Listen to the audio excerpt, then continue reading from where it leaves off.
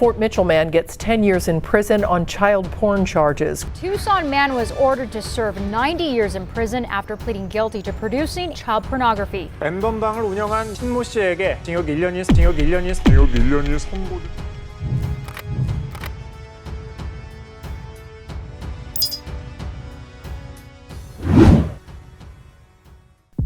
텔레그램 성착취 공유방의 창시자인 가까스로부터 엠번방을 물려받아 운영했던 닉네임 켈리 신모 씨. 신 씨는 지난해 11월 1심에서 아동 청소년이 등장하는 음란물을 저장하고 이를 판매한 혐의로 징역 1년을 선고받았습니다. 1심 형량이 무겁다며 항소했던 신 씨. 하지만 최근 검찰이 엠번방 사건과 관련돼 추가 기소를 예고하자 급히 항소심을 취하했는데요. 원심 판결의 형보다 중한형을 선고하지 못한다고 규정한 형사소송법의 불이익 변경의 금지에 따라 신 씨는 1심 형량인 징역 1년을 받게 됐습니다. 세계 최대 규모의 아동 성착취물 사이트 웰컴 투 비디오를 운영했던 손정우 씨는 27일 형기 만료로 출소를 앞두고 있었는데요. 지난 20일 미국 법무부의 강제 송환 요청에 서울고법이 범죄인 인도 구속 영장을 발부함으로써 석방이 불가능해졌죠. 하지만 이미 국내에서 미성년자 음란물 제작 혐의로 복역을 완료한 손 씨는 범죄인 인도 조약 등에 따라 미국에서 국제자금 세탁 혐의에 대해서만 처벌받을 것으로 보입니다. 만약 손 씨가 미성년자 음란물 제작 혐의로 처벌받는다면 종신형 등 중형이 점쳐지기도 했죠.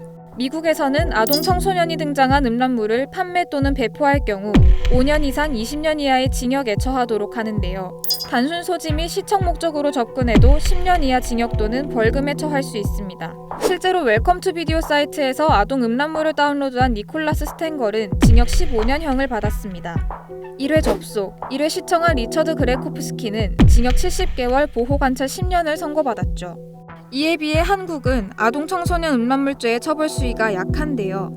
청소년 성보호법 제11조에 따르면 아동 청소년 이용 음란물을 제작, 수입 또는 수출한 자는 무기징역 또는 5년 이상의 유기징역에 처한다고 규정하고 있지만 양형위원회에 따르면 2014년 1월부터 2018년 12월까지 청소년 성보호법 위반으로 처벌받은 50건 중 6건만이 실형을 선고받았습니다. 아동 청소년 음란물을 소지할 경우에 받는 형량도 미국에 비해 현저하게 낮습니다.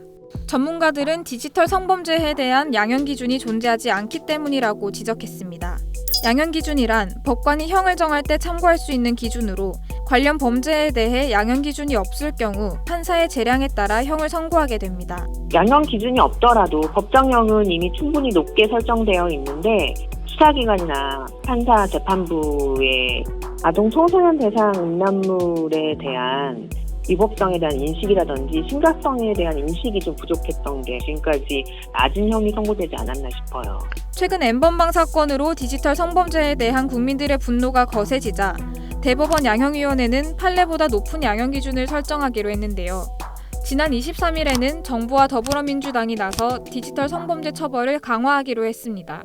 강도, 살인, 강간, 사기, 횡령 이런 많이 발생하거나 아니면 심각한 범죄이거나 이런 유형들의 양형 기준이 있거든요. 이제 점점 갈수록 이런 인터넷이라든지 스마트폰 보급률이 전 국민적으로 다 보급되고 있고 디지털 성범죄가 점점 늘어나고 있기 때문에 이제라도 디지털 성범죄에 대해서 양형 기준을 설정하려고 하는 것 같습니다. 정말 심각하고 죄질이 안 좋은 특히 유포된 경우 이런 범죄 같은 경우에는 좀 더 높은 형이 선고될 수 있을 것 같습니다. 그동안 피해자를 두 번 울게 만들었던 솜방망이 처벌. 미성년자 디지털 성범죄를 뿌리 뽑기 위해 강력한 처벌의 필요성이 대두되고 있습니다.